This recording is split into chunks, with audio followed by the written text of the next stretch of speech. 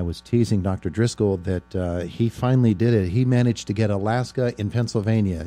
That was not your goal when you came here, was it? No, and I don't want to take credit for this fine weather today. I just did not have anything to do with this, I assure you. We're ready for summer, I think. We certainly are. IUP President Michael Driscoll joins us this morning here on Indiana in the Morning on a day that we celebrate.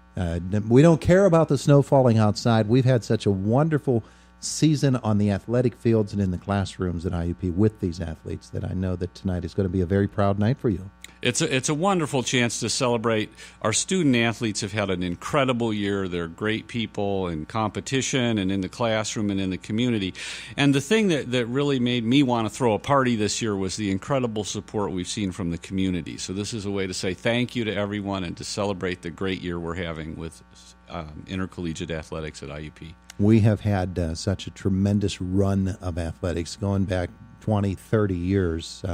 And the facilities are wonderful, and the athletes and the people who are leading them and the community support you mentioned, they all come together to really make IUP athletics one of those real star programs throughout the PSAC. It's really true. A long tradition here of athletic excellence, but the key is the community support. Athletics at its best features those great student athletes and also as a way into the institution. It's a way we connect with each other. And so it's great to see the wonderful people there cheering on the teams when they're doing all their great work. And again, I just want to say we were ready for a party to celebrate the year this year, and we want everybody to be part of that because we're all in this together with the teams and the success that they've been having. Why do you think it is that there's such a connection between this entire regional community and IUP athletics?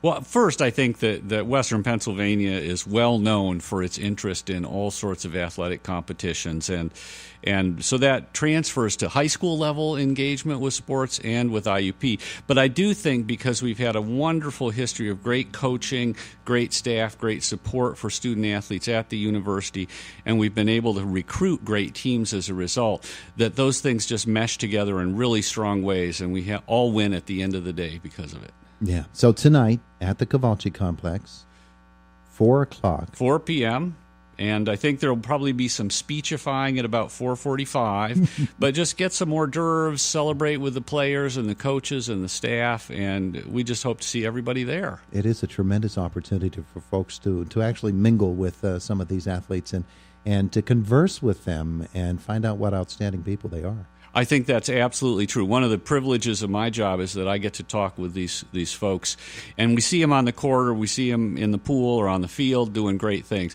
But they're great people. I'm just so impressed with all they do. I think last year we did something like 2,500 hours of community service. Our student athletes were out there doing that. We have 6 Scholar Athlete Awards at the PSAC level this year, which is absolutely blowing away all of our competition. These are great people, and you want to know them. That community service component of IUP athletics, that comes from wonderful leadership, doesn't it?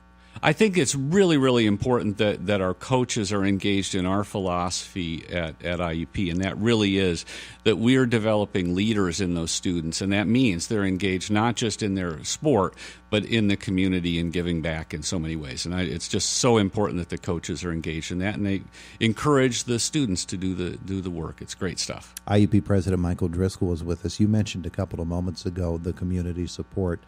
He's not in the studio right now, so I can say this. I think a big component there is the fact that Jack Benedict has been doing IUP sports on the radio and connecting the university with the community for so many, many years. And he wouldn't like me saying this, but he's a part of it too, isn't he? I think he absolutely is. Everyone recognizes Jack's voice and the way he calls the games. And as I've said before, if I can't be there, I want to listen to Jack tell me what's going on. Absolutely correct. He spreads the good word about our great student athletes and the great competition. He's a great asset. Years ago, one of your predecessors said that he wanted IUP athletics to sort of be the front porch for the university. And there are plans that come and plans that go. Some come to fruition, some do not. But the role of IUP athletics in student recruitment in university image, from your standpoint as the university president, how important is that role? Well, I think the idea of the front porch or the front door or one of the ways in is a great way to describe what athletics is for. It's the one thing that unites the students and the staff and the faculty and the community and the alumni in some really great experiences. So it's the one thing that I think we would all agree brings us together. There are other ways in and other connections that get made with all of our students, but athletics is the one that brings everyone together and has a very, very visible presence in doing that. You mentioned the scholar athletes and the tremendous accomplishments of them all, and we salute those. But 6 of them this year, it just must make you proud of the fact that they dedicate themselves not only to their sports, and I think people don't really understand how much they have to give to their sport and yet still have an academic commitment as well. I think that if we wanted to teach time management, we should sit down with these student athletes because they are busy doing their work. The NCAA sets high standards for academic progress and completion, so it's not that they're taking fewer courses than anyone else. They're doing their homework on the bus, on the way to and from competitions. They're up early, they're up late at practices and in their classes and doing the work, and it's just remarkable to see these young folks with all the talents they have across the spectrum. I couldn't work that hard. I couldn't be that successful. They just have it knocked. It's incredible to see. 4 o'clock today at the Kowalczyk Complex. That's when the celebration begins, and then everybody can troop on up over the hill to Fisher for Kinky Boots and just make a night of it at IUP. Sounds like my evening plans. While I have you here, let's talk about this academic year, how it has progressed in your view, and some of the. I know you've overcome some tremendous challenges and continue to work on some of them, but that's par for the course for any university, isn't it? Well, these days, and many times in the history of higher education, we've become sort of the laboratory for what's going on in society. And this year, we've really had some challenges in thinking about how we all learn to work together, even though we disagree about some issues, and how we allow free speech to happen, but also we learn how to treat each other with respect and dignity in that. And so that's a learning aspect, I think, for everyone, and the students are at the center of that sometimes, but all of us need to be reminded about how we live together in community, even though we don't agree on everything, and we should take that as an opportunity to learn from each other. So that's been not unexpected sort of challenges. Those things come up often, and my attitude is always to think about why are we here, and that's to learn and grow as people, and we're preparing the leaders for tomorrow, so they need to learn how to deal with each other in effective ways. And I've been really proud with how our students, faculty, staff, and the community outside the university have stepped up to do good things. And it's not always simple, but it's maybe one of the most important things we do at a university. 2 great aspects of that mission, of course, related this week, the giving campaign and the tremendous opportunities that come out of it. And yesterday, the Fulbright Scholarship announcement for this young man who he's going to graduate with 3 majors. It's amazing. Wow. It's amazing. It's amazing. And it's actually the Goldwater Scholarship that he has, which is, yes, I would say, more prestigious even than the Fulbright.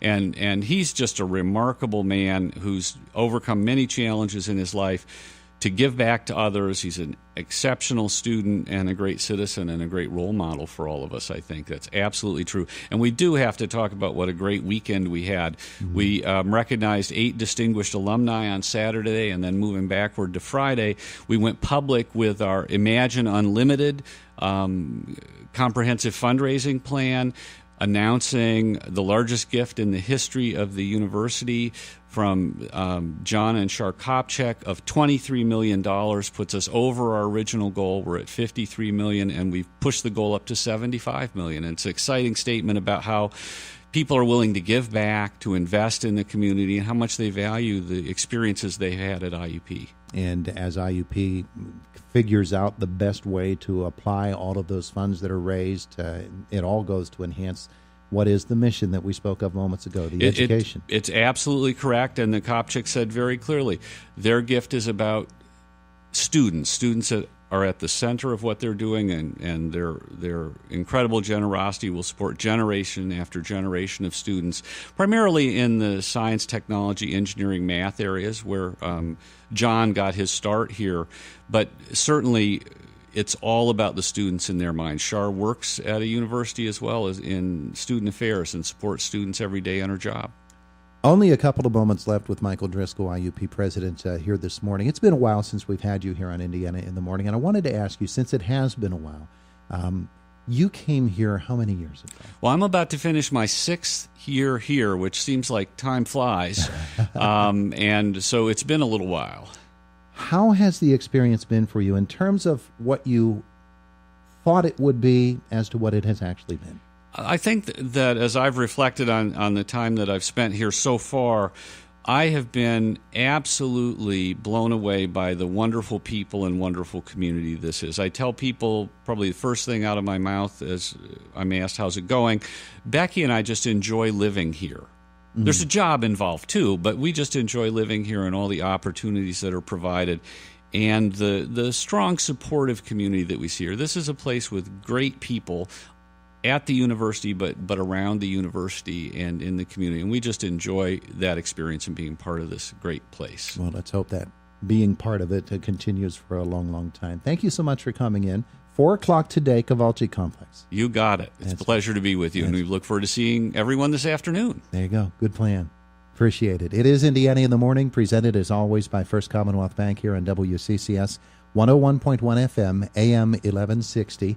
And we're getting right up to the marker here. Fox News coming at the top of the hour. We follow that with news from our WCCS newsroom.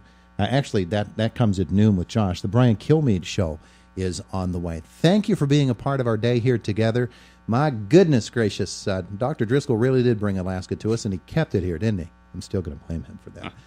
Cloudy today, breezy, 80% chance of rain and snow showers. It's going to be all snow from now through the rest of the day.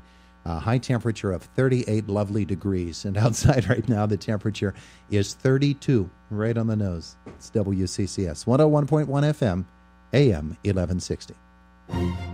Airvana is defined as the ultimate